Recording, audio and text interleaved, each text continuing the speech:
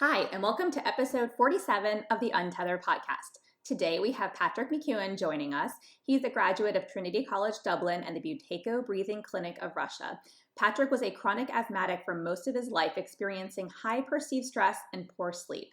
In 1998, he addressed his breathing pattern disorders, leading to a dramatic improvement to his health.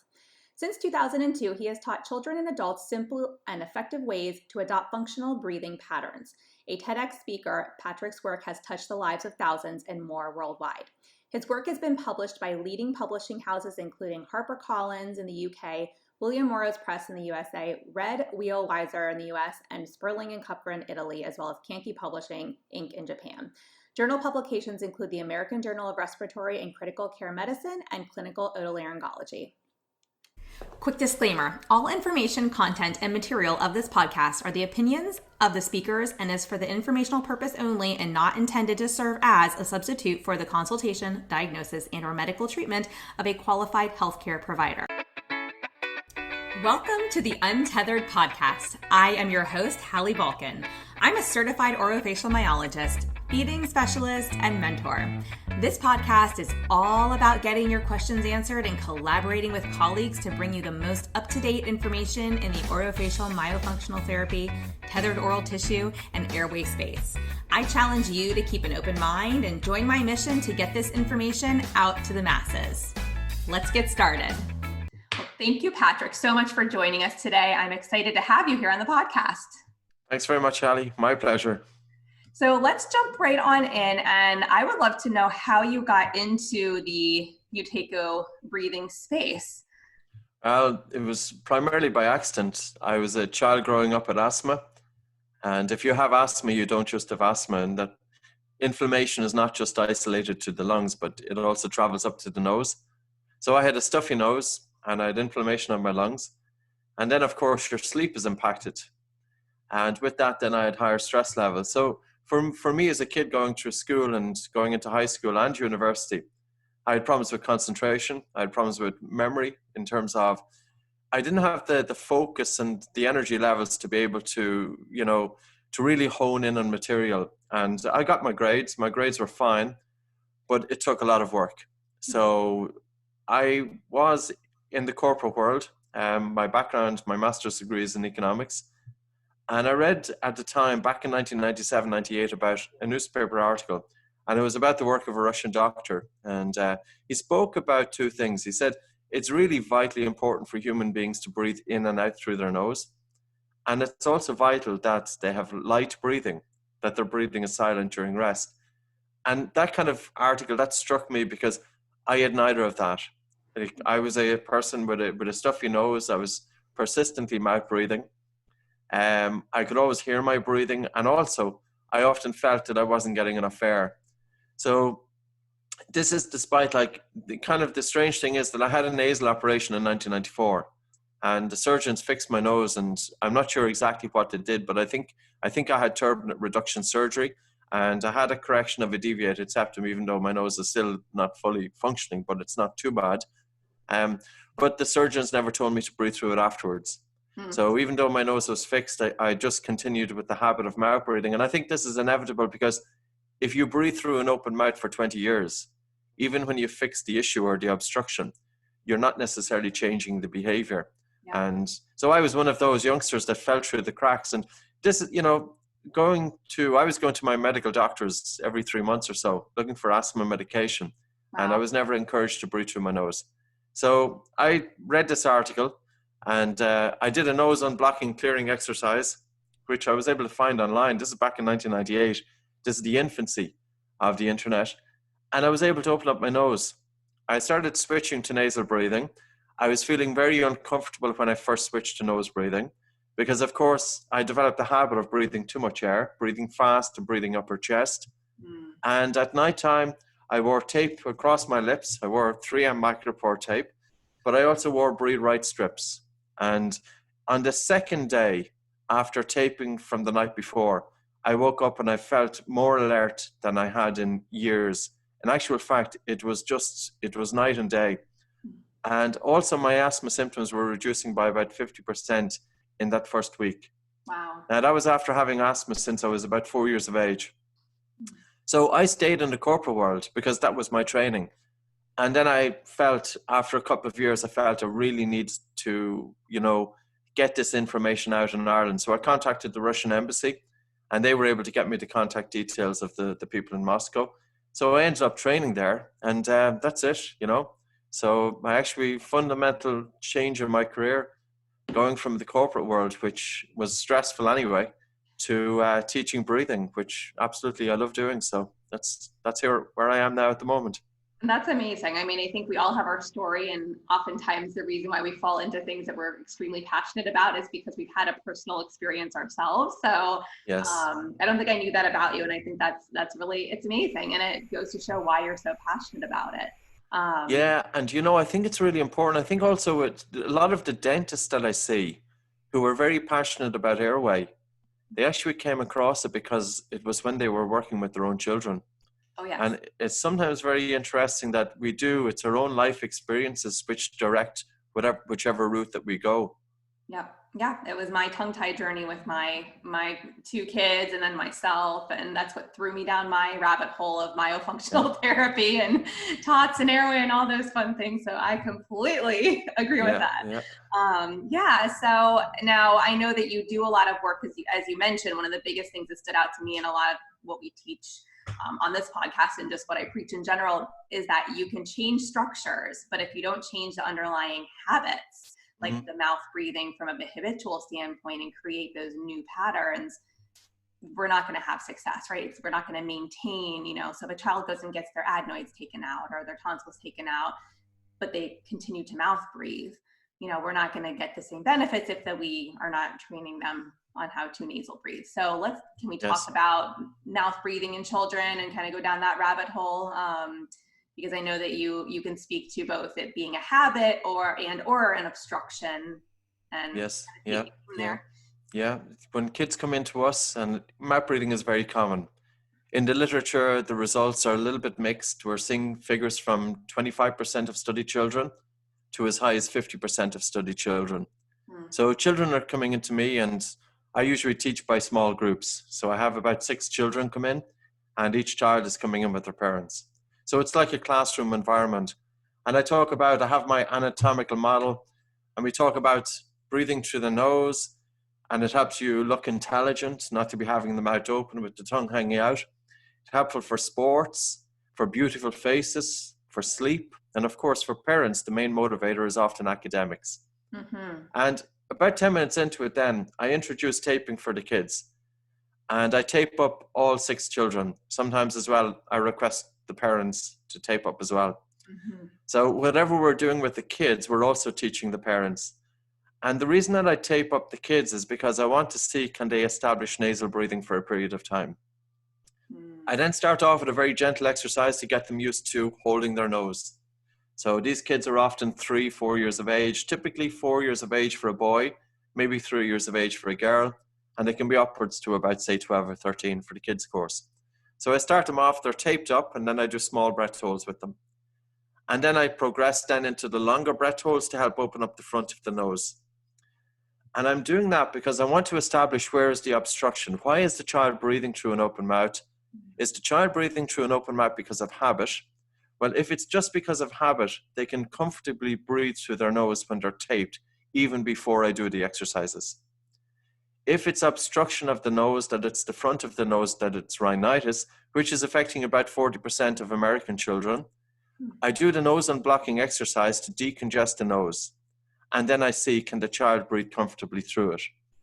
But after doing the nose unblocking exercise, if the child is still feeling very uncomfortable breathing through the nose, I have to suspect the issue then is enlarged adenoids. Now with that, I typically give the advice to the parents. I think it's very important to realize that enlarged adenoids themselves don't cause mouth breathing unless the airway is compromised. And here is why I say this. There's very little research on it. One paper was published in 2010. It was published in the American Journal of Respiratory and Critical Care Medicine. And the paper starts as follows. The efficacy of tonsillectomy and adenoidectomy in children is unknown. Now, this is a 2010 paper. And when I came across this, because this journal is published by the American Thoracic Society. I was shocked. I was shocked on the basis that children are undergoing this operation for decades, even though the efficacy wasn't known. And when the researchers looked at 587 children or 578 children, they found that only 27% of them had their obstructive sleep apnea cured. 27%. 73% of them continued to have residual obstructive sleep apnea post-tonsillectomy and adenoidectomy. Now, granted, they did have a significant reduction in their AHI, but at the same time, 73% of them continued to have residual obstructive sleep apnea. We have to ask the question, what is the real issue here? Is it if a child, like not all children with enlarged adenoids have sleep problems. It's a combination of a narrowed airway and poor craniofacial development with enlarged adenoids that's causing the problem. But the gold standard of treatment is remove the adenoids and tonsils and do nothing about the airway.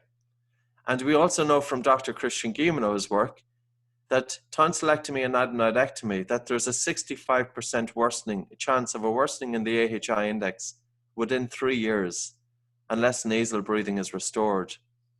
So my take now is, and I went down with my own child, I went down the tonsillectomy and adenoidectomy route. But if I was to do it again, what way would I embark on it? Number one, I would bring my child from 6 months, 7 months, and very young, because we recognize the high upper palate with my own child, to an osteopath or to a professional who can gently guide the direction of the growth of the jaws just with simple pressure exerted by their thumbs. Then at a young age is to embark on functional orthodontics using maybe an alpha appliance, which she did use when she was 4, and it worked tremendously well. By directing the development of the face, that the child can then breathe through the nose, and by harnessing nasal nitric oxide, when the air is warmed and filtered, that the adenoids themselves should shrink. So as opposed to the gold standard of treatment is remove the adenoids, remove the tonsils, do nothing about the airway, the child still has a compromised airway. So, and the other thing is, if you look at the paper, there's a dreadful paper by Dr. Christian Guilleminot, and the topic is death and maxillary complex in children. And he looked at 7 young infants who died with sudden infant death syndrome. And these infants died abruptly in their sleep. And when researchers looked at their airway, all of them had a high narrow palate. So their airway was compromised. And the only thing that preceded death with these young infants were a runny nose. Now, it was the runny nose that tipped them over the edge, but it was their airway that was compromised. The risk factors for any parent are, and this is where dentists have a tremendous role to play. I'm currently writing a new book, and I'm including all of this information. And the reason being is because the general public, number one, they're not aware of it. And number two, I really feel that the medical system has let down children. They let down me as a child growing up. They let down my daughter. They let down millions of kids. And the dental profession has been very slow as well, because this information has been debated since 1909. If you look at the journal Dental Cosmos that was around at the time, 1909, you will see the description of what happens when children persistently breathe through an open mouth. The child is inattentive in school. Their academic ability is reduced. They are sleepy. Their face is dull and expressionless. You know, and the future of kids, and we know it as healthcare professionals, but it's just unfortunate that it's pockets. So with children coming back to it, so we have the kids anyway in the class, we have them taped up, and then I have them do the nose and blocking exercises, and then I have them running with their mouth closed. I have them running for a minute, walking for a minute, running for a minute, walking for a minute. And then I have them do breath hold exercises to help restore normal breathing patterns. Because what is causing mouth breathing in the first instance? Well, number one, we generally know that if a child experiences air hunger, or an adult for that matter, But if a child experiences air hunger when they try to breathe through their nose, they're not going to continue nasal breathing. What causes air hunger? Air hunger can be caused by obstruction of the nose, whether it's the back of the nose, which is enlarged adenoid with a compromised airway, or the front of the nose, which is rhinitis. But also what causes air hunger is a small nose.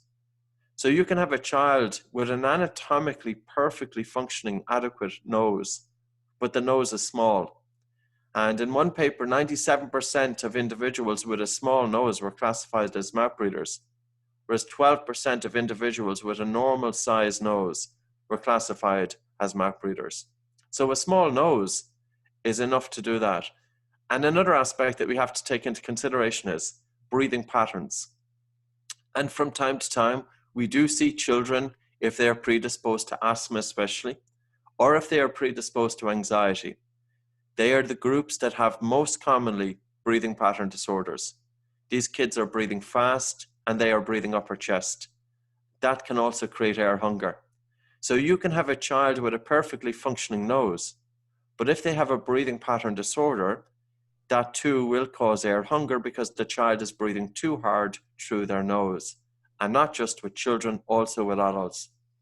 There was a paper written by Dr. James Bartley. It was published in 2005, I think in the American Journal of Rhinology, but I'm not exactly sure the name of the paper. He investigated 14 patients. They were after having 2.5 procedures on average to address nasal obstruction. So they had 2.5 procedures, but they were still going back to their ear, nose, and throat doctor, and they were complaining of nasal obstruction. The doctor was examining their airway was adequate. Dr. James Bartley concluded these patients all had chronic hyperventilation syndrome. Their average respiratory rate was more than 18 breaths per minute. They were breathing fast and hard using their upper chest. So it's not just about the airway. We also have to look at flow. And we have to look at flow in terms of sleep, because it's really, really important. The whole emphasis in sleep medicine is generally look at the airway, what's the size of the pipe.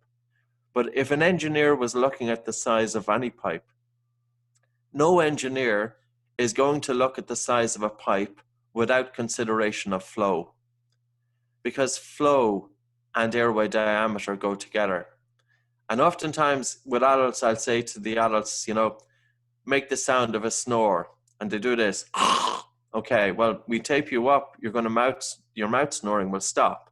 But then nose snoring. So what do you do to make that sound? Well, number one is they speed up their breathing. And number two is they generally will constrict their airway. So now I asked them then, I want you to breathe through your nose, but I want you to breathe really slowly through your nose. So you're taking a very soft and slow breath in and a relaxed and slow, gentle breath out.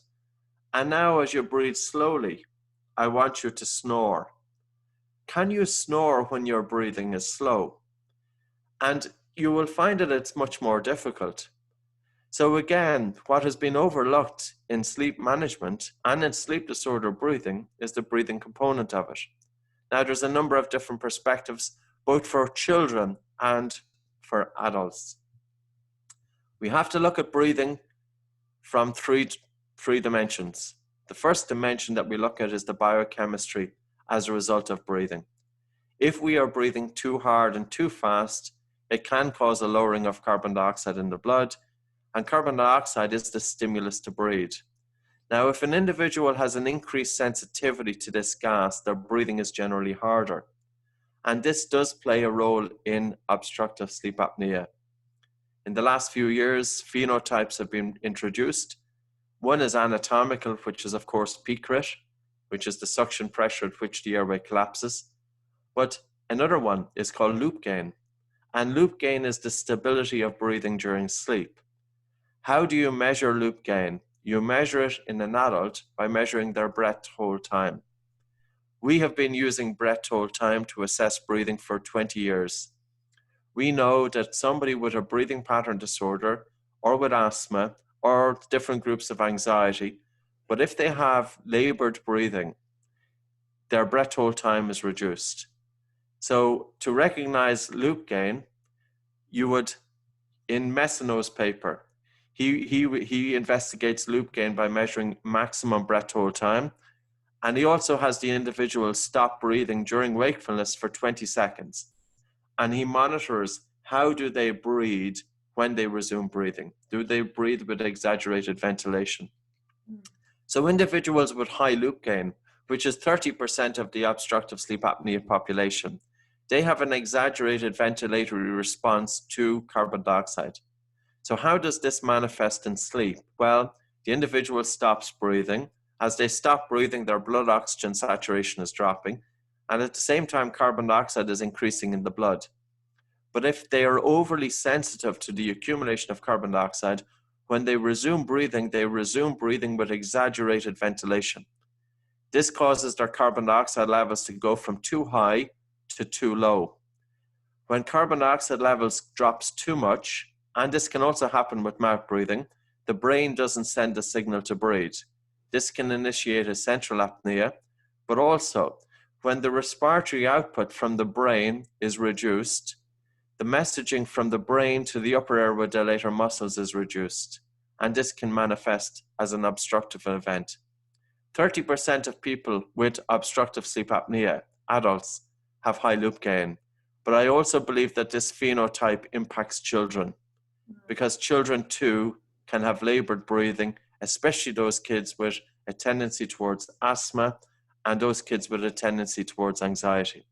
So how do you address loop gain? There's no other way to address it other than change their breathing patterns. You measure it, you assess it by using breath hold time. We use the control pause in Buteyko. We use the same measurement as the BOLT score in the oxygen advantage. So I would say to anybody working with people with sleep, sit your adult patient down, look at their breathing. Are they breathing from a mouth, or are they breathing through the nose, or both? Are they breathing high using their upper chest, or are they breathing low using the diaphragm, using the lower regions of their lungs? What speed are they breathing at? Are they breathing fast and hard? What is the amplitude of the breath? How regular are they breathing? Do you see regular breathing interspersed with sighs? And also a very good indicator is, after the person breathes out, is there a natural pause before they need to breathe in again? Because people who are breathing harder and faster during rest are also going to breathe harder and faster during sleep. And if we think of the turbulence in the airway, whether it's snoring or hypopnea or upper airway resistance syndrome or anapnea, we have to consider the flow, because the negative pressure created during inspiration is going to contribute to resistance to breathing and also contribute to collapse of the airways. And one old definition of obstructive sleep apnea was, when the negative pressure created during inspiration exceeds the dilating force of the upper airway dilator muscles. So in other words, we need those muscles in the throat to do their job to maintain an open airway during sleep. But when we have to also look at in terms of adults. And coming back to high loop gain, what Messino's paper stated was 30% of the sleep apnea population have high loop gain. You can assess it very simply using breath hold time, but also monitoring the person's breathing, and also to reduce high loop gain, change their breathing patterns. And you can change their breathing patterns by looking at the biochemical aspect of breathing, getting them to really slow down their breath in order to reduce the air intake, to increase carbon dioxide in the blood, to reduce the body's sensitivity to the buildup of carbon dioxide. But another way to reduce high loop gain is cadence breathing to 6 breaths per minute. And cadence breathing to 6 breaths per minute, or 5.5 breaths per minute, is an excellent way to influence the autonomic nervous system. But basically, there's pressure receptors inside our major blood vessels, in the aorta and the carotid arteries, and these pressure receptors monitor our blood pressure. But if we change our breathing to 5.5 and 6 breaths per minute, it modifies the baroreceptors, these pressure receptors, and this in turn modifies the chemoreflex, or the body's chemosensitivity to carbon dioxide buildup. So that's loop gain. Now, I can do a quick summary on the other two phenotypes because I think they will apply.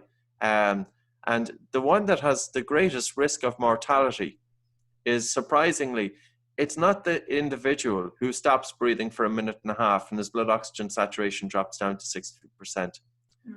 One paper that was published investigating the risk factor in terms of the phenotypes of sleep apnea, it was arousal threshold. An arousal threshold is the propensity to wake from sleep. If you have somebody who is a light sleeper, and by the way, 67% of people with obstructive sleep apnea also have insomnia. So that's what research is showing. Now, here's where the difficult thing is. You have a patient coming into you, and that patient is complaining of fatigue and irritability and cognitive difficulty. But are they having those symptoms because of obstructive sleep apnea, or do they have those symptoms because of insomnia? There's no difference. Those symptoms are the same. The symptoms are the same whether it's insomnia or the symptoms for obstructive sleep apnea. So there is a crossover there. Light sleep is a problem in obstructive sleep apnea. And especially if the individual is a light sleeper, that they can experience sleep fragmentation due to the slightest restriction to their breathing. So arousal threshold is the propensity to wake from sleep.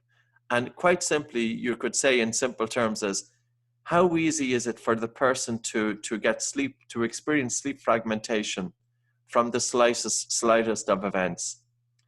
This was the greatest cause of mortality, or the greatest, indicator of risk of mortality. So these people generally score pretty low on the AHI, and also they don't desaturate because they're waking up. They have sleep fragmentation before they experience a significant apnea. But that constant sleep fragmentation is what's really having a dramatic negative effect on their health. Now, doctors normally will treat arousal threshold with sedatives, but you can also improve your ability to have a deep sleep by changing your breathing. And nasal breathing is huge in this regard. Yeah. If you are a mouth breather and you're waking up with a dry mouth, you're more likely to wake up tired and feeling unrefreshed. So for insomnia, we have been working with people with insomnia for many years, and we work at it from two perspectives. One, I think it's very important to help them activate their parasympathetic tone, the parasympathetic response. If individuals are constantly switched on, that their mind is very agitated, that they are worrying, that they are stressed, that they are overly thinking, it's very difficult to fall asleep when the mind is in such a state of agitation. I think most of us, we'll have a bad day every now and again. That's normal. You go to sleep, and that night you're not going to have a good night's sleep. But for most of us, that's a one-off occasion. But for some people, that's continuing all the time. So these people then, they're twisting and turning, they're sleeping lightly. And one of the best things that I did when I came across this was taping my mouth 20 years ago. And I was waking up feeling refreshed. And when you breathe through your nose, during wakefulness, your nose imposes a resistance to your breathing that's 2 to 3 times that of the mouth. But during sleep, your mouth imposes a resistance to your breathing that's 2.5 times that of the nose. So the architecture of the airway dramatically reduces when you switch to mouth breathing, possibly because the jaws are going to fall back in against the throat, or the tongue is falling into the airway, the soft palate is falling into the airway, the epiglottis is falling into the airway. But there also seems to be in some way that mouth breathing is causing fast breathing, and fast breathing is more likely to wake us from sleep. Now, very little research on this. One paper, if you Google slow breathing, Stanford Medical School, March 2017. In Stanford Medical School, researchers identified a new structure in the brain, in the locus coeruleus, and they said that this structure is spying on your breathing. That if you breathe fast, you're more likely to be aroused from sleep. So they said that this structure is spying on your breathing, and if you breathe fast, your mind is more agitated, but also if you breathe fast, you're more likely to be aroused from sleep. But mouth breathing causes fast breathing, and mouth breathing also causes upper chest breathing. So we have an individual, they go to sleep and they have a breathing pattern disorder. They're breathing through an open mouth, and this causes fast breathing, and it also causes upper chest breathing. Now, both fast and upper chest breathing is fight or flight. And fight or flight is going to keep that person in a state of agitation that they're going to have light sleep and not have a deep sleep. Okay, so I'll continue talking for a little bit more. This is great. As you're sitting here talking about this, I'm thinking of all of my patients, family members, patients, my children. My daughter is in an ALF and she's 4. And so, my goal for her was, let's see if we can avoid taking out those enlarged tonsils, or see if we can, Yes. shrink those inflamed tissues through other means other than surgery. Yes. And so just going back on everything you're sharing, I think that some big takeaways for me are, one, this reinforces a lot of what I tell my patients, but I think that what you're talking about also with the increased breathing and the chest breathing and the faster pace, and how you're in more of an agitated state, and that sends you into fight or flight. And I know I have a lot of patients who have a hard time falling asleep, and then once they're asleep, they have a hard time staying asleep. And these are adults and kids. So, I think this speaks to both demographics, which is awesome. And my biggest question is, because I'm not somebody who's done the taping, and I know that some people are fearful of it. So, what do you rule out before you recommend taping, especially in a child? Are you making sure that we don't have Sure. any Yeah, totally. Yeah. Good question. Yeah, so it's coming back. So when I have the kids then in the clinic, we have them tape up very, very early on. And the reason being is because I do want to establish, like, why is the child breathing through the mouth, and can they effectively breathe through the nose? So I have them do all of the exercises, and then I have them run with their mouth closed. I have them walk with their mouth closed, and then I'd have them do the steps. I monitor their steps as a measurement, but also as the main exercise for kids. So with children, we don't use the control pause because it doesn't work. Children generally have a strong ventilatory response to carbon dioxide, meaning that their breath hold time, if they just hold their nose, is generally lower. And this decreases as the child gets older. But we use an exercise called the steps exercise. And we want the child to try and achieve about 50 to 60 paces, depending on their age. So when I can get the child up, if, say, the child is able to run with their mouth closed fairly comfortably, and also as their steps increases, say 30, 40 paces, then I know that the child can adequately breathe through their nose. But we first start off with taping during the day. And I introduced taping during the day about 2 to 3 years ago because I used to get frustrated working with kids. I'd spend an hour going through all of the exercises with the child, and the child then walks in a week later and the mouth is hanging open. And okay, we'll go through all the exercise and why do you breathe through your nose? And I knew the children were able to breathe through their nose, many of these kids. So anatomically, they didn't necessarily have much of an issue because they were, like, we don't have to have the most perfect nose to breathe through it. I don't, and 60% of the adult population have a deviated septum. But we have a rule of thumb. If you can breathe through your nose for 1 minute, you can do it for life. So even when the children first switch to nasal breathing, if they're feeling a little bit of air hunger, I'm not worried about that because I can alleviate that with doing the breathing exercises. Okay. So when they go home, we have the kids, especially when they are distracted, they have to wear tape on their lips because I need to change the habit. So it was coming back to this. It was the biggest game changer that we introduced because before that, I'd have kids coming in a week later, the mouth was open, go through everything again. A week later, they'd come in with the mouth open, go through everything again. A week later, they'd come in with mouth open. And they can absolutely breathe through their nose, but I hadn't changed the habit.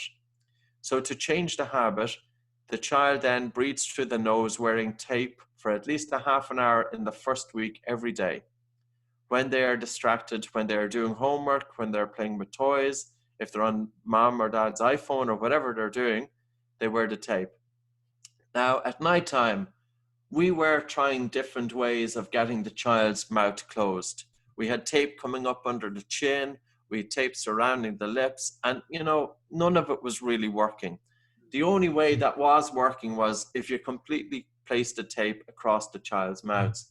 Now, obviously, that presents a risk, and it's not code of practice for healthcare professionals. And unfortunately, a couple of our instructors did get into trouble because they had recommended taping of the mouth across the lips. And as a result, then the patients reported them to the relevant boards, and they had to answer to the boards. So we were saying, well, how can we resolve this? It's vital that we get kids breathing through the nose. If you look at Karen Bonnock's study, if you look at the available evidence there, that children who are persistently mouth breathing leading to sleep disorder breathing, they have a 40% increased risk of special education needs. So you're trying to weigh it up, nasal breathing versus the risk. Yeah. So I then come up with this, and I've seen somebody using it as well in terms of using kinesio tape. So in our older videos, we were using kinesio tape, but we were putting it around the lips. And then it's having a tape like this, and it's kinesio tape, it's cotton, and it's hypoallergenic. And there's one for adults and one for kids, and you simply stretch it by about 20 to 30%. You place it around the mouth.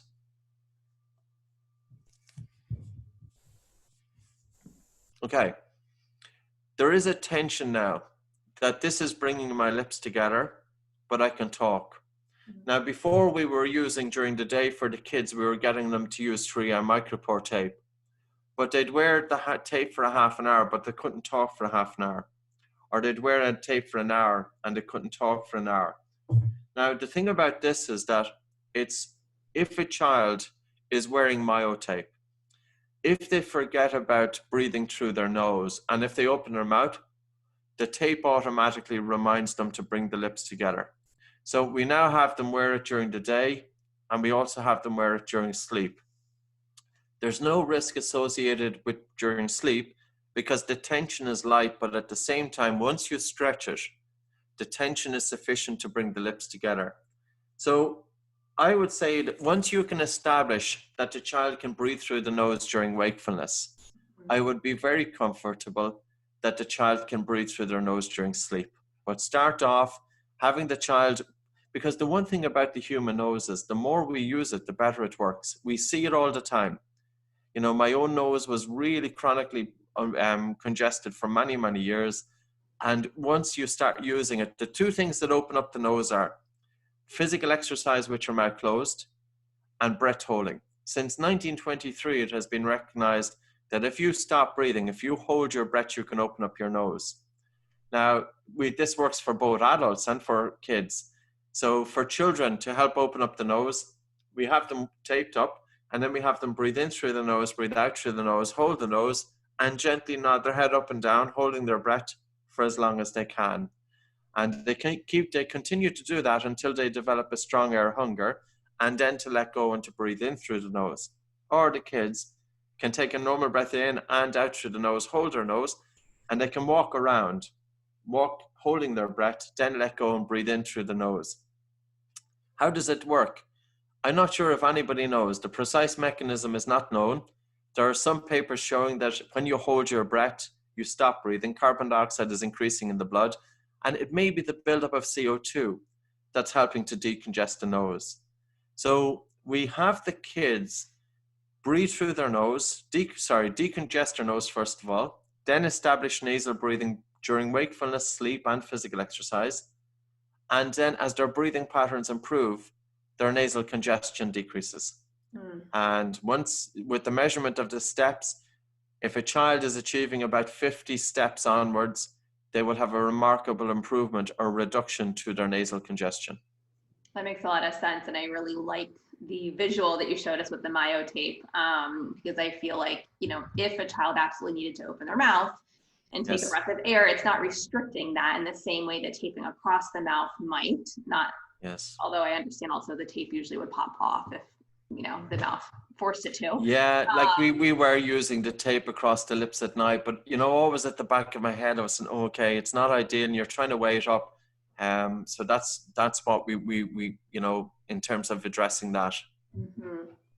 Yeah, and I think, you know, obviously this is something that myofunctional therapists are assessing, feeding therapists. I work with a lot of speech pathologists and occupational therapists who do pediatric feeding. And, we're always looking at the airway. Does the airway appear compromised, because we can't have safe feeding without it? So I think this is something that would be universally helpful for those that listen to this podcast. So thank you. Yeah.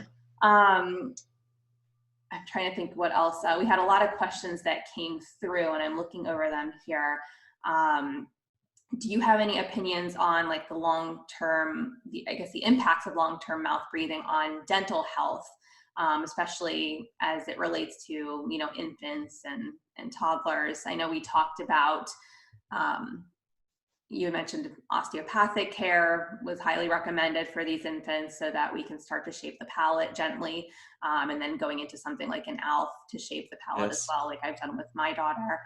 Do you have any tips or thoughts on that as far as mouth breathing? I get a lot of infants that do mouth breathe, and so we're gently guiding those lips closed as long as we feel like baby can maintain that and we don't feel there is a true obstruction. But obviously without an instrumental assessment, we don't always know that. Any thoughts on that and like the infant or toddler population? Yeah, we are limited. I'm limited in terms of teaching toddlers. The reason being is because the exercises would require some cognitive ability to be able to understand them and to apply them. We've always kind of spoken about that book that was written back in the 1870s. It's called Shut Your Mouth and Save Your Life, by an American painter called George Catlin. And the practice of when the Native American Indian mother, when they seen the child with the mouth open, they would gently press the child's lips together. I think there's going to be an observation from the point of view of the parent, but I really feel that a healthcare professional who is able to, and even to show the techniques to the parent, that the sutures haven't formed, that the maxilla is still pliable, that, if the fingers are put into the mouth and just gently, if using, of course, hygienic practices and gloves, that gentle light pressure applied to the jaws for 10 seconds or so, and then released, helping to guide the child to breathe through the nose. Chewing could be something that's really important here. And those practices which are helping to develop the muscles of the face necessary for craniofacial development. Breastfeeding, of course, is going to be a big one. Recognizing tongue tie is a huge one. Yeah. So there's practices outside of my field. Typically when we see kids, we see them at about 4 years of age. And with young girls, if they're a little bit bright, we can start working with them from a younger age. But I always teach with small groups. I find there's a better compliance, and there's also better management in terms of the instructor's time. Children are used to a classroom environment, and if you have 5 or 6 kids together, you have 5 or 6 parents together.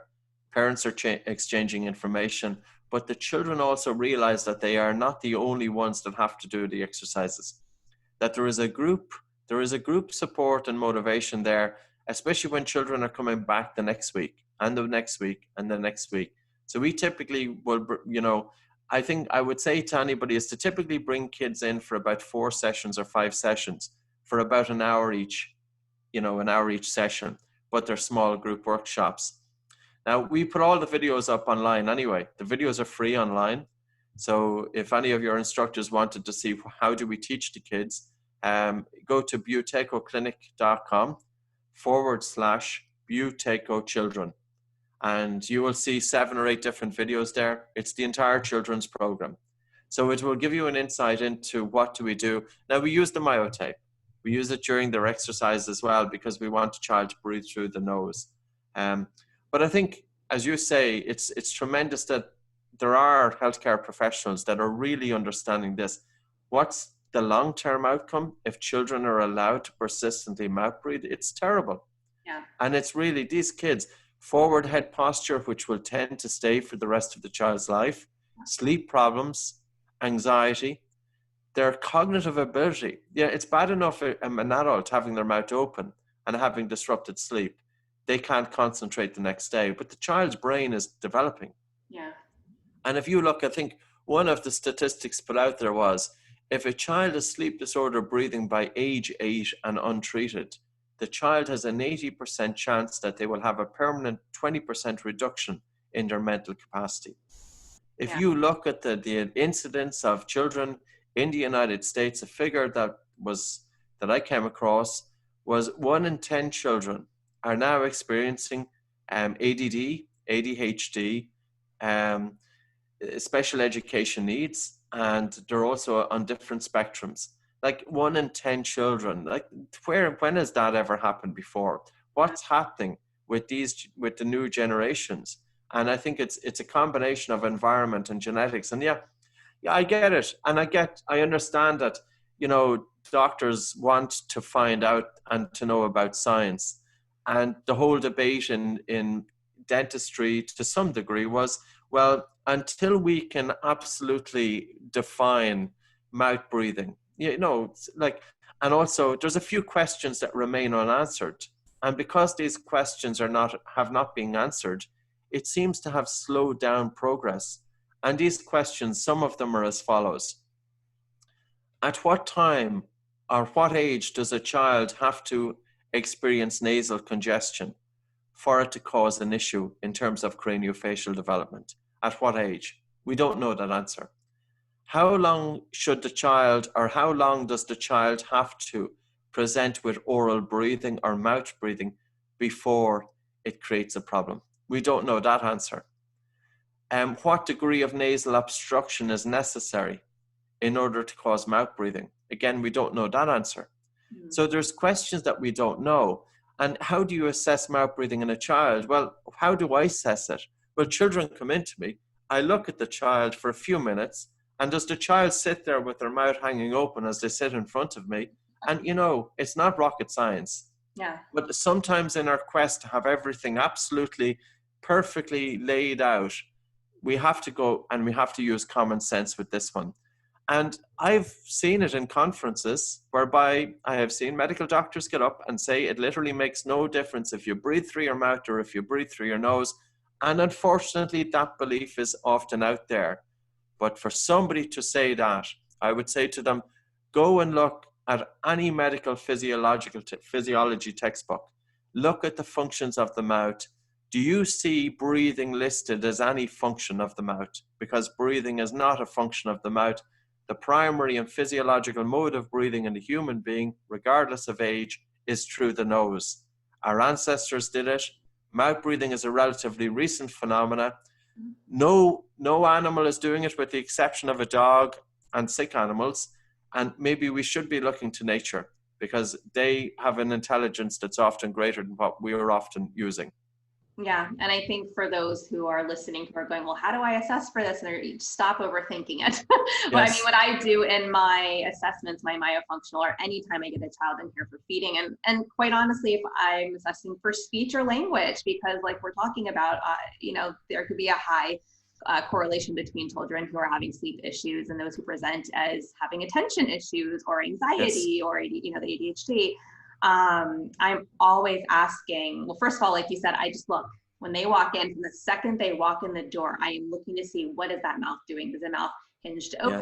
Yes. How far open is it? Is it open like 3 millimeters and then they're usually closing it? Or does it look like it's hanging open like 10 millimeters? And once you see enough kids, you can pretty much gauge that with your own eyes. Yes, without taking an actual measurement. And I find a lot of my kiddos are in that 8 to 10 millimeter range when they come into me with a myofunctional disorder.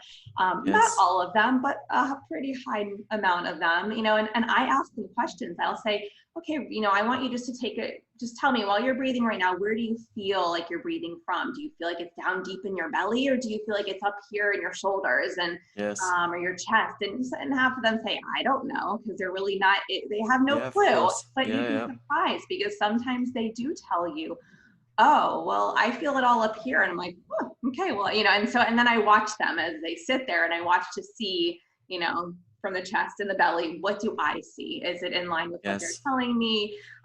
So those are some of the markers that I immediately look for in my own assessments. But, oftentimes I'll also have parents say, no, they don't snore. No, they don't, their mouth isn't open when they're breathing. And then we go through a whole assessment and I'm like, I need you to check over the next 3 nights and report back to me, because I'm not convinced that they're not mouth breathing, or, even if you're not hearing them, it's not audible. I'm still not convinced that they're not breathing through their mouth when they're sleeping. Because the way they present in my office is very different than what you're telling me you're seeing at home. So I think Yes. that we also have a job as practitioners to read between the lines, not take everything at face value, and Yes. really trust our judgment, because sometimes we may pick up on these things when, you know, a parent is not trained to do that, or they're not even aware prior to coming in. And half my parents will say, I have no clue. I don't know if they Yes. have an Yeah. open mouth when they're, you know, watching TV or doing their homework or whatever. So I think that's a really great point. There isn't really a scale. I mean, yes, we can use sleep scales and different, like the bears for kids, and you know, there's different versions of sleep scales to help get at some of this information, but it's not so cut and dry. It's more Yes, about but what you even the sleep, you know, any of the questionnaires, you're really getting it from a subjective point of view. And I've seen people even do the adults complete the Epworth sleep scale. yeah. You know, do you fall asleep while watching TV? No. And I know well that the individual is, because I've seen family members, they've filled out the sleep scale.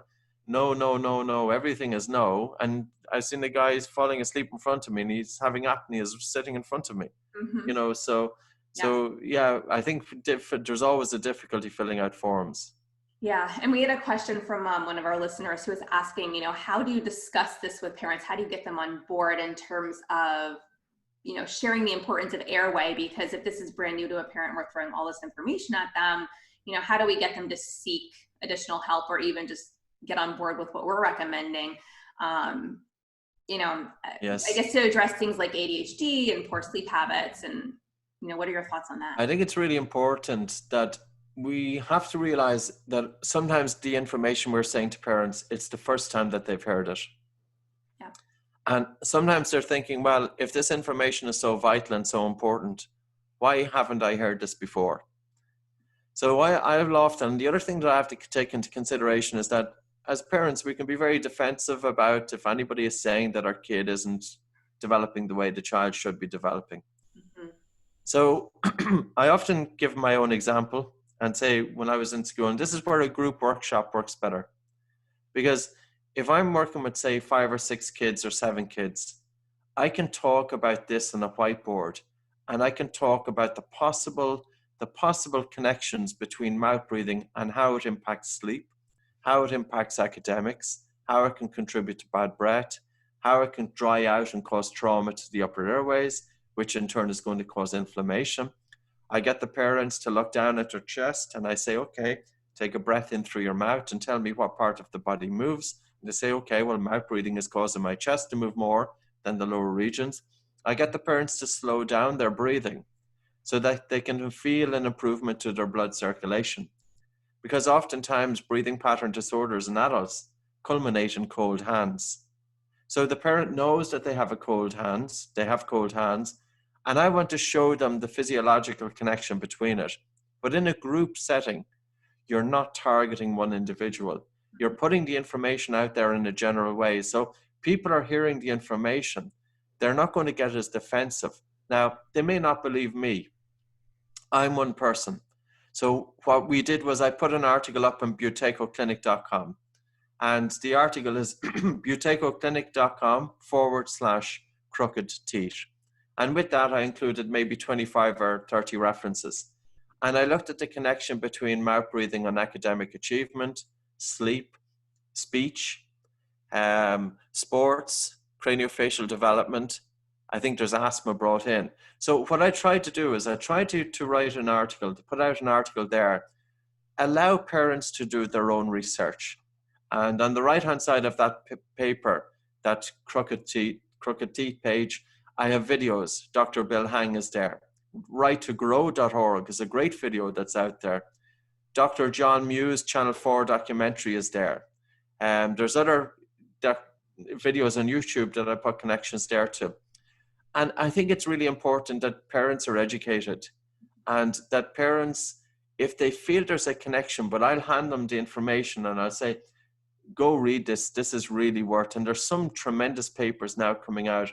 I'll send you one after this. And it's pointing to the effect, and it's literally pinpointing exactly what we are saying. But we too need to realize that parents don't have the time. Parents aren't often aware of these issues. And parents aren't aware of the connection between mouth breathing and how it can impact their child's development. And I would say in the group, I'd say no child who is persistently breathing through an open mouth is going to reach their full potential. And I can use my own experience to draw on that. And I would give the example that for me to study 10 hours studying to try and take in information, and you literally spend your entire teenage years trying to stay ahead or to keep pace. And the reason being is because a child who is tired cannot focus, don't have the concentration, and of course they are going to get frustrated in school. You know, like we are asking children. Well, first of all, we are measuring their academic ability. We are telling these kids in the school system, are those children intelligent based on what they score in exams? But yet we are not asking, are these children mouth breathing or nose breathing? And mouth breathing is definitely, like I've seen one paper that if you are mouth breathing causing sleep disorder breathing, you have 10 times the risk of learning difficulties. This is not just once or twice. So when I'm talking with the parents, I think this is where the podcasts come in, and this is where the books come in. And, you know, part of my reason putting the chapter on craniofacial development into the oxygen advantage. And by the way, there's resistance. I don't know, was it the American version of the book or the English version, but the publishers contacted me and they says, we can't include this chapter in the book. It was on craniofacial development. Mm. And I said, why can't you include it? And they said, because the reader will get upset. But I said, this is not for the reader. I said, this is for the reader's children. And in Japan, it was the same. The Japanese version too got an email saying this doesn't apply to Japanese children. But I was able then to send them on some papers that, yes, it does apply to Japanese kids. And we got it published. But I think in the English version of the book, the publisher put the chapter on craniofacial development into the appendix. So it's delicate enough information. And of course, when we're working with teenagers, I have to be very careful that if a young girl or a boy is coming in, I'm talking about looking intelligence, but I'm also talking about improved sports performance. Especially if I see them, if they're wearing trainers, if they have a tracksuit on, I say, listen, if you're going around with your mouth open during the day, you're going to gas out too soon. You're going to be running out of air on a football field or whatever sports you do, because if your breathing if it's not optimal during rest, it's certainly not going to be optimal during physical exercise. And that will manifest as disproportionate breathlessness during physical exercise. And I say, you want to be fast, you want to run, you want to do all of these sports, well, we have to fix your breathing. And I say, this is part of your physical training. Your coach trains you to make you to be able to run better. And we're now going to bring in breathing. And we take in the oxygen advantage, because the oxygen advantage is very much, it's elite sports people in the main who are doing it. You know, we have, like, for example, here's our manual for the instructor training. So an MMA Bellator fighter is the cover photo, one of our instructors. And we've also people like Special Weapons and Tactics, some of their members putting it into practice, military putting it into practice, firefighters putting it into practice. Why would they do it?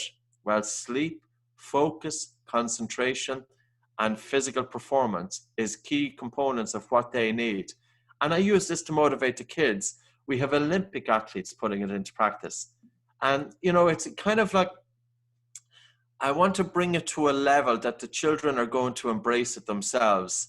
And again, I can talk about bad breath when you have a group of kids, because the kids aren't going to think that you are pinpointing any one child directly, that you're putting the information out there, but at the same time, they're listening. Yeah, no, that's great. And as you're saying this, I'm thinking of all that myself, because I was diagnosed with ADHD in college. So that was, a whole workup to that point. Yes. But I've had teens. I had one who was a swimmer who ended up having to quit swimming because they learned that she had obstructive sleep apnea. And, we go through all these different, so many specialists this child had been to, and nobody had ever looked at sleep until they sat in front of me and we talked about everything that I saw going on. And that was basically the answer. We need to work on airway. We need to work on sleep. Yes. And we need, and So, but I get a lot of teens like this where I think that's a great point for these kids, especially who are involved in sports. Yes. And, if you can talk about their passion and how it's impacting them. I've had gymnasts where we've talked about, well, you have tethered oral tissues and a restricted airway. And with both of these restricting your function, you're not going to be the best gymnast you can be. It's just not, Yes. it's not possible until we address Yeah. these underlying issues. So Yeah. I think that's a really, really great point. And I love that you have that, the crooked teeth reference that you had mentioned. We'll definitely link to that in the show notes. Do you also use that for ENTs or other professionals, or do you have other resources that you share with other professionals? It's funny, like I gave a talk to ear, nose and throat doctors in Madrid last year, and there were 150 ear, nose and throat doctors, and they had to divide them into two groups. So 75 came to me on the first day and 75 came to me on the second day. On the first day with the ear, nose and throat doctors, I tied in breathing re-education for post-surgery and I was talking about the follow-up there, but also I brought in the phenotypes of sleep apnea. And on the second day, I didn't really give them so much science, but I gave them the practical exercise, opening up the nose, slowing down their breathing to feel warmer. But the feedback came back. The ENTs from the second day who had experienced the practical exercises, that the feedback was more positive than the science alone. So sometimes it's a case of putting the exercise out there, and I still do the same if I'm teaching with healthcare professionals. If I'm giving, say, a talk at some conference, I'll actually get people to experience it because I can talk about it, but people often they think breathing is breathing, and breathing is absolutely not breathing. There's a lot of misinformation out there about breathing. There's a lot of people that are honing in on one perspective of breathing, like they're teaching diaphragmatic breathing, for example, which is fine. However, you're not going to restore diaphragmatic breathing unless you restore nasal breathing. And all too often, some modalities, restoring diaphragmatic breathing is what the aim of the therapist is, but the therapist is saying nothing about nasal breathing. The therapist is saying nothing about nasal breathing during sleep. As individuals, we know that if you're over 40 years of age, you're 6 times more likely to spend at least 50% of your sleep time breathing through an open mouth. And that's one aspect of it. And the other aspect is that we can't just emphasize on diaphragmatic breathing without considering the biochemistry of the breath. So oftentimes in yoga, I asked the person coming into me and I say, well, do you hear the breathing of the individual inside in the yoga studio? Yeah, everybody, because they're taking these full big breaths, more air, the better, this kind of thing. I say you shouldn't hear anybody breathe inside a yoga studio, because the emphasis is that with breathing, we've always been kind of stuck in our own little silos. With Buteyko, it was all about biochemistry. And not enough about the biomechanics. With yoga, maybe Pilates, it's looking at the biomechanics, but not necessarily taking into consideration the biochemistry. With heart rate variability practitioners, they're looking at cadence, but they're not looking at the biomechanics and not looking at the biochemistry. And what I want to do is to tie all three together, that we can't just look at one in isolation. So in terms of the phenotypes, I put presentations together and I put them up on YouTube. So their video is half an hour long. And I put in the connection between breathing re-education and PCRIT. And here's to give you an example. We know as we get older and we put a little bit more weight on, especially with males, we're putting a bit of weight on our belly. We hit 40 and we start to put weight on the torso. We know there's an association between obesity and a worsening of the AHI index. And by the way, I'd like to talk about the AHI index as well. Yeah. But we have to consider, we put on weight. Yes, we have fat deposits on the tongue. That encroaches the airway.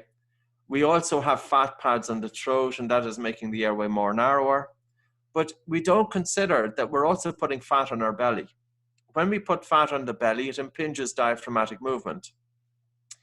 If we are breathing using the upper chest, there's a reduction to lung volume, and the throat is more liable to collapse. So when we are teaching breathing, we have to consider that the entire airway is one airway. The nose, the throat, the trachea, the bronchi, the bronchioles, the diaphragm, it's all one airway. And if there is a problem in one part of the airway, there's also a problem in the other. If we are not using our diaphragm by breathing low down into the lower regions of the lungs, if you breathe low, it increases lung volume. And when you increase lung volume, there's a stiffening of the throat. Now, bear this in mind. How many people fall asleep, mouth breathing, fast breathing, shallow breathing? There's a reduction to lung volume. The throat is more likely to collapse. Mouth breathing is drying out the upper airway. This is causing inflammation, which is reducing airway size. The tongue is not able to remain up in the palate when the mouth is open because, of course, the tongue has to drop to allow air to flow into the lungs. Mouth breathing is fast breathing. This is increasing the negative pressure created during breathing. This in turn is causing increased turbulence. The lower jaw is falling back into the airway. So why is it not that everybody who is at risk of obstructive sleep apnea, the first thing is teach them nose breathing, tongue in the correct resting posture, myofunctional therapy, but also change your breathing patterns from a biochemical point of view, a biomechanical point of view. I think it's really, really important. Now, I'm going to briefly touch on the AHI index for your adult population. The AHI index is falling short in a number of key areas. Number one, you're bundling apneas and hypopneas together as a measurement. But an apnea and a hypopnea, they're different in their biological effects. An apnea is where there's a total cessation to breathing, and a hypopnea when there's a reduction to the flow of breathing, enough to cause a drop to your blood oxygen saturation by 3 to 4%. An apnea and a hypopnea are different, but yet they are bundled together. That's the first point. The second point is, an apnea is when there's for an adult, a cessation in breathing for at least 10 seconds or more. So you could have one individual who stops breathing for 10 seconds. That's an apnea. But you could have another individual who stops breathing for 90 seconds. It's still an apnea, still one apnea. So the apnea, when you consider the AHI index, we have to be considering for how long is this individual stopping breathing for. Hypopnea, you could have one individual, their blood oxygen saturation is dropping by 3-4%, or you could have another individual, their blood oxygen saturation is dropping by 6, 7, 8, 9, 10%. Another factor is the clustering of events. You could have one individual, they have a lot of their events in a certain time frame during their sleep, but they're getting a few hours of decent sleep. Or you have another individual, their events are distributed throughout the night, and they're getting no quality sleep for a prolonged period of time. And another aspect, we can't either rely on the blood oxygen saturation in the AHI index, because if you look at the oxyhemoglobin dissociation curve, when you stop breathing, yes, it is true that your blood oxygen saturation is dropping, but at the same time, carbon dioxide increases.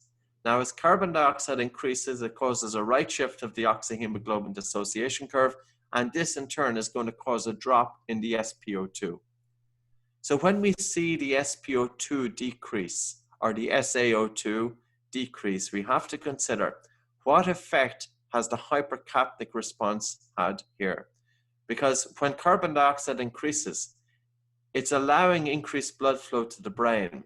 When you stop breathing, it doesn't mean that your brain is necessarily getting reduced blood flow. If I held my breath for a long period of time, yes, I can lower my blood oxygen saturation because we do it with athletes. You know, we purposely drop it. But as your blood oxygen saturation is dropping, carbon dioxide is increasing, and carbon dioxide is causing hemoglobin to release more oxygen to the tissues. But also as your carbon dioxide is increasing, the blood flow to the brain is dilating. So the brain is still. So it's almost that carbon dioxide is in some way compensating for the hypoxic effect happening during obstructive sleep apnea. So I think I would love to see breathing getting some research in OSA. It has not happened. Loop gain is one paper, but it's not just about looking at loop gain. Like, think of nitric oxide, first identified in the human nasal airway in 1991. And that's a signaling molecule to the upper airway dilator muscles. And only by breathing through your nose are you going to harness nasal nitric oxide. So if we're talking about the recruitment of the upper airway dilator muscles, which of course myofunctional therapy is doing, Well, that's going to go hand in hand with nasal breathing, because nasal breathing and regular breathing patterns, the brain is sending messages to the upper airway dilator muscles. And those messages are influenced by nitric oxide and by carbon dioxide. Yeah, this is all very fascinating. So, I think a lot of us myofunctional therapists have been trained, well, refer your patients for sleep studies. And one thing that I know from speaking with another colleague on the podcast was oftentimes, at least the way that it's done here in the US, one night sleep study is also not going to give us a true picture as to what might be going on based on what happened that day. But did they have a glass of wine? Did they go to the gym? Exactly. Did they, there's so many factors that play Yes. into the results of a one night sleep study. Yeah. So that actually has made me pull back a little bit from referring unless I feel there's absolutely obstructive sleep apnea in place and we need to shake things up a bit faster for a patient. Because from my understanding, like a 3-night sleep study would be a much better indicator of what's actually going on, so we could average it together. So do you recommend that people go for sleep studies, or do you just kind of jump right on in and start working on the breathing if you don't feel like there's anything anatomical obstructing the airway? Yeah. Like when I'm working with a client comes in and they have obstructive sleep apnea, if they're on a CPAP machine, I can't, of course, tell them to stop it. Now, sometimes clients will stop using it. They stop it off their own bat. But what I say to them is, I want to get your control pause measurement up to 25 seconds. And I want to establish good functional breathing patterns. And then I would like you to go back and do a sleep study and to see what change is happening in the AHI index. But when you do the sleep study, I would like you to slow down your breathing for about 15 minutes before sleep.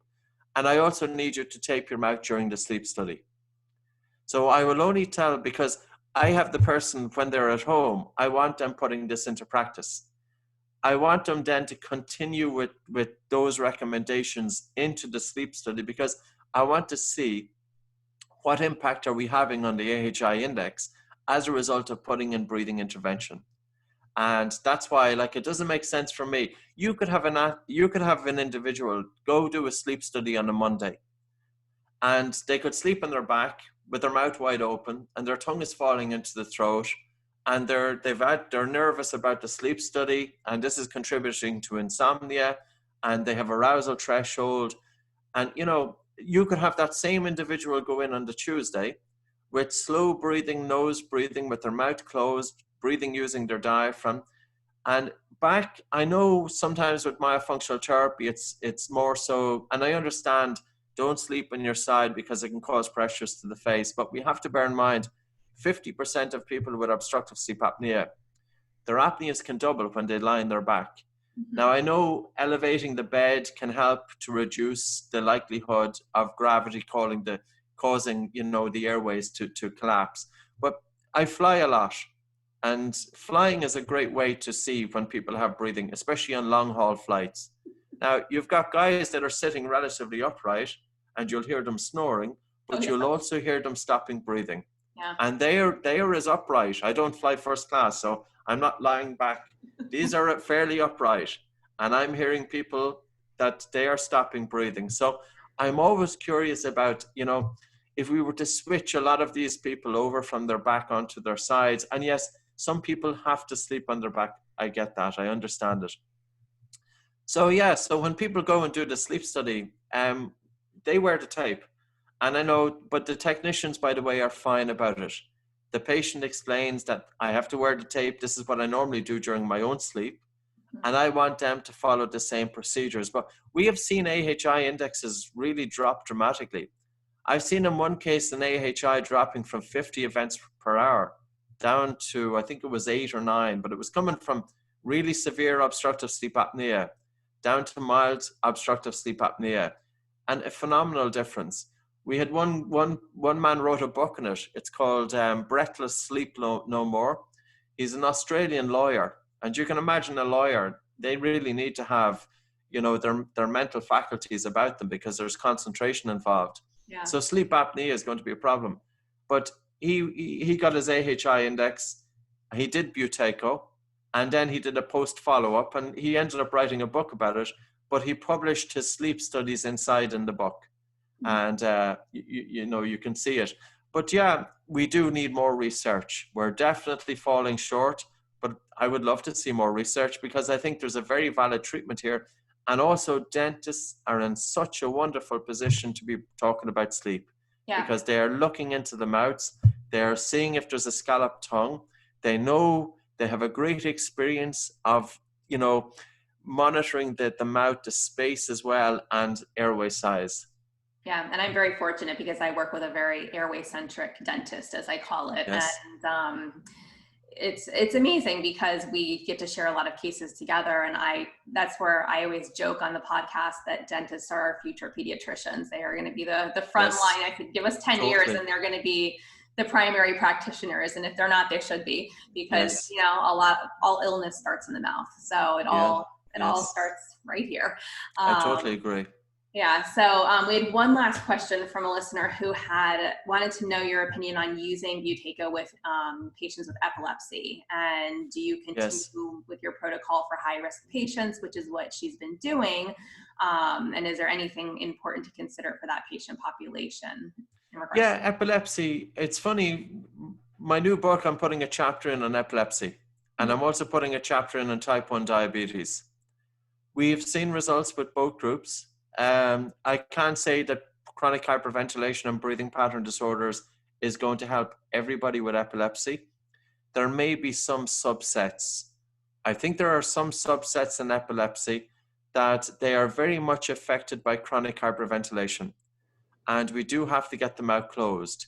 Now, I don't do the strong breath holds with people with epilepsy, but I do gentle, slow breathing from a biochemistry, biomechanical, and a cadence point of view. I also get them to wear the tape, but where I was very cautious about wearing the tape across the lips, we get them to use Myotape, because again, the mouth isn't covered. Mm-hmm. So what I would say is, anybody with epilepsy, but if somebody comes into me with epilepsy, I cannot guarantee that I will help to reduce their seizures. But at the same time, I feel it's really important to get them breathing through the nose, to slow down their breathing, because it will help them anyway with anxiety. Yeah. And anxiety can be a precursor. Anxiety and stress can aggravate conditions. And also for sleep. And, we have one woman, her name is Jenny Snook, and she read my book, I don't know, a few years ago. I have a book called Anxiety Free. And she read this and she started getting her mouth closed. And her epilepsy, it was the best that she'd had in her life. She was getting a seizure before that, one per month, a seizure, but it was happening during her sleep. And by breathing through the nose, it made a significant impact. So I think there's more to this. And yeah, there's some people have written about the connection between breathing and epilepsy. Robert Fried was one. And there are some papers there, again, falling short. Nasal breathing doesn't get all that much research, but I would say, absolutely try it for epilepsy. Yeah, I can think of a patient that I worked with very closely, actually, who every time she would wake up in the middle of the night, or she would fall asleep on the school bus coming home, she would have a seizure.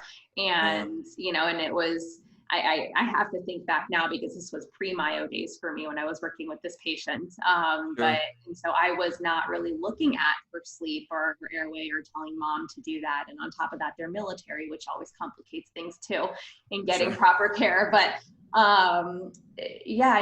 just thinking about this child now, with what you were sharing, mom did everything in her power to make sure this child would not fall asleep without actually needing to be asleep, unless it was nighttime and she was supposed to be sleeping, because they always had to have the rescue medications right there next to her, because this is how severe this child was. And so a school bus ride that was more than 15 minutes was not appropriate, because she'd fall asleep and then she would have a seizure. And, and so it's so interesting, just the brain connection to, it's all very fascinating. So thank you for that. That's very helpful. And you've answered a lot of questions that a lot of our listeners had. So I appreciate that too. Is there anything else that we didn't cover that you want to share? I know I have one last question, which is kind of like the big elephant in the room based on what's going on out in the universe right now. Coronavirus. Is there anything that you would want to share related to coronavirus? Obviously, nasal breathing is the topic of this podcast, and I've seen Yes. a ton of social media posts and just articles and things on how we need to be nasal breathing, especially right now, given what's going on and how easy it is to Yes. contract this virus. Yes. Are there any tips or thoughts on that topic? Yeah. I put a video together on COVID-19. I put a video about 4 days ago, and I just checked it on Oxygen Advantage YouTube channel. It had 22,000 views in 4 days. Oh, wow. But We'll share I that. I mentioned a number of points on it. Number one is breathlessness is a symptom of COVID-19. Mm-hmm. And you can assess your breathlessness by measuring your breath hold time. So keep an eye on your breath hold time, measure your control pause. You'll find how to do the measurement on YouTube free. If you just put in Bolt score, Patrick McKeown, or control pause. Another thing, you can change your alveolar ventilation. In other words, the amount of oxygen that gets into the alveoli by simply breathing down to 6 breaths per minute. So what I would say to people, if they feel that they're breathing fast and shallow, it's very inefficient in terms of oxygen uptake or oxygen transfer, put your hands on your lower 2 ribs and just gently breathe in for a count of 4 seconds. Very, very slow. Don't hear it. And breathe out gently for a count of 6. And that's the most efficient way in terms of increasing alveolar uptake. And I've used it with people with chronic heart failure. And I've seen their SpO2 come up from 91 to 96% just by changing their breathing pattern, slowing it down. Nitric oxide. If you Google clinical trials, USA, nitric oxide, COVID-19, you will see that there are clinical trials underway. Inhaled nitric oxide as a treatment for COVID-19. Nitric oxide is an antiviral. It's also in a study in 2005 looking at coronavirus SARS that it inhibits the replication cycle. Because the problem is that when the virus gets into a host, it replicates. And nitric oxide was shown in a laboratory to be able to inhibit the replication of SARS. Now, can I say that this is going to apply with COVID-19? Of course I can't. I cannot say that. But I don't know, and nobody knows. But I'm really surprised that healthcare authorities are not talking about nose breathing. Not just from the point of view, like I was traveling up until very recently. I only got back from Los Angeles on the 17th of March. I was in airplanes. I was in crowded tube stations. I was in groups of people. I was doing everything wrong, but yet I didn't get the condition.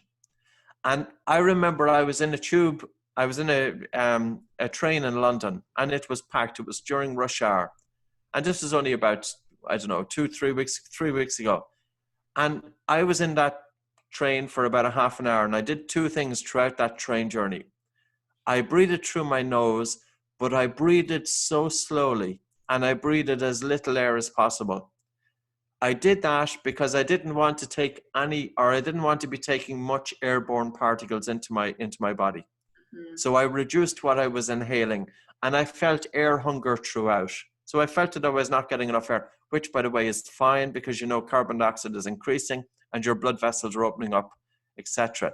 But also, if you breathe really slowly, you're harnessing a greater concentration of nitric oxide and the antiviral effects. Now, humming, if you hum, so you hum on the exhalation, a prolonged exhalation humming, nitric oxide is dumped from the paranasal sinuses into the nasal cavity. So you increase the nitric oxide in the nasal cavity from between 7 to 20-fold by humming. But make sure at the end of the hum that you breathe in through your nose, so you're carrying that nitric oxide into your lungs. So I think also people who are infected should be nose breathing, because if I breathe out through the mouth, I'm breathing out a lot of water vapor there. There's a lot of water particles being emitted on my exhaled breath from the mouth. Yeah. There's 42% greater water loss breathing out through the mouth. And if you think of how this is transmitted, airborne, it's not just about sneezing and coughing that's transmitting water particles, but breathing is doing it as well. And mouth breathing is going to transmit more. So if a family member is infected, just make sure that the family member is breathing through the nose, because your nose is going to trap that moisture on the exhale breath. And the other thing is, if I go into supermarkets and there's some guy, now we're in lockdown, by the way, we can't move for 2 weeks. Mm-hmm. So I'm literally in the middle of nowhere here on the west coast of Ireland. So to give you an example, this is where I'm looking out onto, I don't know if you can see that. Yeah. So you see that I'm in total isolation. Yeah. Everywhere. You guys can't even go to the grocery store, or are you allowed to go get food? We are, yeah, we're allowed to go to the grocery store, but the police as well are having checkpoints too. So yeah, now we're on lockdown too. We have a stay-in-place order in Maryland. It's amazing. It's so strange times. Oh yeah. But when I go to the grocery store, there's going to be somebody in the aisle. Well, what I'm going to do is I breathe in, breathe out, and I hold my breath, and I walk past holding my breath. So I'm really conscious. I think it's so important. Yes, washing our hands is great. Social distancing is great. But how about taking less air into the body? How about harnessing our own antiviral mechanism? And that's going to be based on nasal nitric oxide. Mm-hmm. Yep. And are you wearing a mask when you go to the grocery store, or you're just... No, I don't wear a mask, to be honest with you. No, I haven't gone that far. My wife is going down wearing a mask, and she wears the gloves. But no, I would put in my own breathing techniques into practice there. That's great. Well, we will make sure we share this with everybody, and we'll share the video that you also mentioned that you posted on your website. So I think that people are, working from a place of fear right now, which obviously doesn't help our breathing either. So if we can get a little bit more educated on nasal breathing and what we can do to help, maybe that'll also keep anxiety down. Yeah. I'll send you on a relaxation as well that we give it out to people with insomnia, and the feedback has been good in it. So your listeners might like to play it as well. Yeah, that'd be awesome. Well, thank you, Patrick. Is there anything else we haven't covered today that you want to share? No, I think we've covered quite a lot in terms of the connection, and it's always a great opportunity to talk about the potential of restoring nasal breathing both in adults and in children. That we have to give the nose credence to that. It performs really important functions in the human body. And it's happening, Hallie. It's really, really happening. I think there's an awareness of breathing that's after changing in the last 4 years.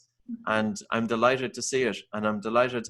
I think that eventually it will be part and making a big impact on people. I agree. I always tell my patients, if they're not paying attention, and this goes back to the earlier question of, how do you really drive this home to parents? I tell them, look, we have two big functions in life. We need to breathe and we need to be able to eat. And I said, look, you don't have to eat by mouth. We can eat other ways, but you can also be on a ventilator. However, if you can't breathe and you're not getting ventilated, you're not on a ventilator, you're dead, right? If you can't breathe, you're dead. So our first and foremost function in life is breathing. And I think sometimes just that, really, that's how I drive it home to some of my parents, and they kind of go, oh yeah, that makes a lot of sense. And so, just getting very, very simple in my explanation sometimes, but very, a little bit morbid too, in a sense, really drives that point home. So this has been great though, because you shared a lot of really great information, a lot of resources were mentioned. We'll do our best to collect them all, put them all in the show notes. We'll definitely link to your website and Myotape and all the videos and everything that you said you have on your website that you shared here. So thank you so much for all of those amazing resources. I really appreciate your time. You're very welcome. Thanks very much, Hallie. Thanks for listening to this podcast. If you want to hear more of these Myotots, airway, and feeding related episodes, be sure to leave a review on Apple Podcasts or pledge a small amount on patreon.com/the Untethered Podcast. If you found value, others in this space will too. So be sure to share this episode on your social media platforms and join us over on Facebook, on my Facebook page at Hallie Bulkin Biz, on Instagram at Hallie Bulkin, and you can head over to theuntetheredpodcast.com to grab a copy of the show notes, where you can also subscribe to be kept up to date on the latest podcast episodes.